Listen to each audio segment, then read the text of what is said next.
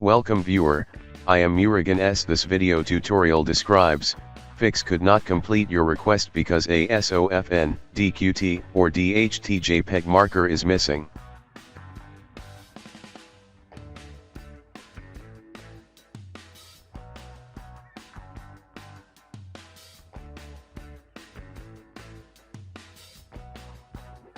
Right-click JPG File, click Open With, click Paint.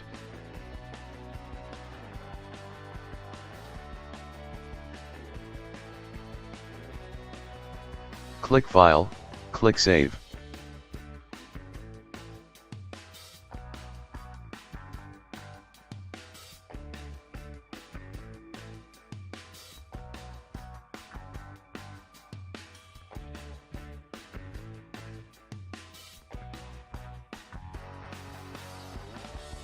I hope this video tutorial helps to you.